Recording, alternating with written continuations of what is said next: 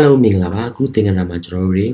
text ကို delete လုပ်ရအောင်အဲ့တော့ delete လုပ်ရအောင်ဆိုတော့ဒါ index page က run နေတာပေါ့နော်ဒီမှာဖြတ်ရန်ဆိုတဲ့ဟာရှိတယ်အဲ့တော့ကျွန်တော်တို့ text တွေက index ကိုတစ်ချက်သွားလိုက်မယ်ဒီအောက်မှာဒီမှာဖြတ်ရန်ဆိုတဲ့ဟာလေးရှိတယ်ဒီကောင်းရဲ့ on click မှာဒီမှာ delete လို့ပေးလို့မရဘူး destroy လို့ပါလို့ remove လို့ပဲပေးလို့ရမယ်ပေါ့နော် delete ဆိုတဲ့ keyword က JavaScript မှာရှိပြီးသားမလို့နော်အဲ့တော့ဒီမှာ arrow function နဲ့ကျွန်တော်ခေါ်လိုက်မယ်ဒီ destroy ရဲ့ကျွန်တော် id လမ်းပြီးထည့်ပြီးမယ်ဒီတော့ id ပဲ id နဲ့တူတဲ့ဟာကိုဖြတ်မှာလဲအခုဆိုနှိပ်လိုက်တဲ့ id နဲ့တူတဲ့ဟာကိုဖြတ်လိုက်ပါပေါ့နော် okay အဲ့တော့ဒီမှာ destroy ဆိုတဲ့ function ကကျွန်တော်တို့မှာမရှိသေးဘူးအဲ့တော့ constant destroy equal arrow function id parameter ကိုလက်ခံထားမယ်ပေါ့နော် okay အဲ့တော့ဖြတ်မယ်ဆိုတော့ကျွန်တော်တို့ router ကိုသုံးရအောင် router.delete delete method နဲ့ဒီမှာအောက်မှာ destroy ဟိုဟာကိုတစ်ချက်ကြည့်အောင် route ကိုဒီမှာကြည့်လိုက်text id ကိုလမ်းပြီးခေါ်မှာပေါ့နော်အဲ့တော့ဒီကြားထဲမှာ /text/$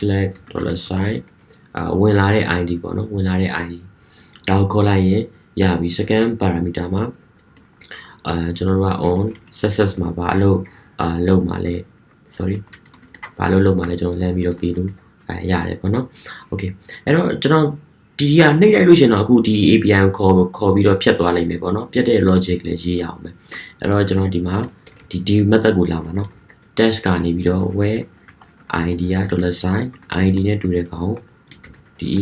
delete လမ်းပြီးလုပ်လိုက်ရင်ရပြီအဲ့တော့ return redirect back နဲ့ wait success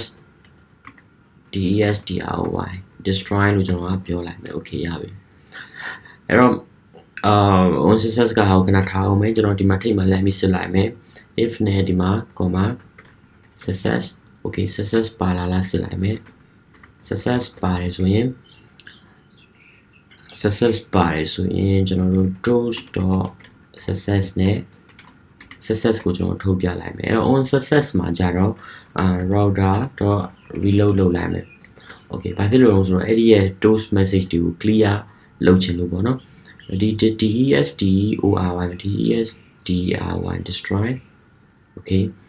ဒါဆိုရပြီရပြီဆိုတော့ကျွန်တော်တစ်ချက် reload လုပ်လိုက်မယ်နော်ပြီးရင်ကျွန်တော်တို့ဖြတ်ကြည့်အောင် text4 update ကိုပြတ်သွားပြီနော်ဒါဆိုရင်အားလုံးအဆင်ပြေသွားပြီအဲ့တော့အခုဘာဆက်လုပ်ချင်လဲဆိုတော့ test ကိုနှိပ်တဲ့အချိန်မှာဒါ local server မှာလို့ဒါအမြန်နေတာပေါ့နော်တကယ် online မှာနေ live server မှာဆိုလို့ရှိရင်ဒီလိုမျိုးမြန်ချင်မှမြန်လိမ့်မယ်ကျွန်တော်တို့ရှောက်နှိပ်နေမှာဆိုလို့ဗျာ loader လေးနဲ့လမ်းပြီးတော့စစ်ထားလိုက်မယ်အဲ့တော့ const နဲ့ loader set loader equal use state နဲ့loader မှာ default အနေနဲ့ force ပေးထားလိုက်မယ် loader ကိုကျွန်တော်တို့စစ်မယ်ပေါ့နော်အဲ့တော့ဒီမှာ disable ဖြစ်နေတယ်ဆိုရင် disable equal ဆိုပြီးတော့ကျွန်တော် loader true ဖြစ်နေတယ်ဆိုလို့ရှိရင် disable မှာ true loader false ဖြစ်နေဆို disable မှာ false ဖြစ်နေမယ်ပေါ့နော်အဲ့တော့ destroy စပြီး loader နဲ့ set loader ကိုtrue လမ်းပြီးပေးလိုက်မယ်ဒါ loading ဖြစ်နေပြီဗျာဒီမှာ success ဖြစ်သွားတဲ့အချိန်မှာ set loader ကို false ပေးလိုက်မယ်ဒါဆိုရင်ရပြီတစ်ချက်ကြည့်ရအောင်ဗျာ text 3ကိုကျွန်တော်တစ်ချက်နေကြည့်မယ်ခဏလေးတွေ့လာဟိုဟာလေးဖြစ်သွားတယ် disable လေး state လေးဖြစ်သွားတယ်အဲ့ချိန်မှာနှိပ်လို့မရတော့ဘူးပေါ့နော်အကုန်လုံးokay ဒါဆိုရင်တော့ကျွန်တော်တို့ရဲ့ security operation အားလုံးပြီးသွားပြီ1လို့ကျွန်တော်ရေးကြည့်မယ် create back လုပ်လိုက်မယ်ပြင်1ကိုပြင်ကြည့်မယ် go update လည်း okay သွားပြီပြင်ဖြတ်ကြည့်လိုက်မယ် okay အားလုံးsecurity operation အားလုံးအဆင်ပြေသွားပါပြီ okay အားလုံးကျေးဇူးပါ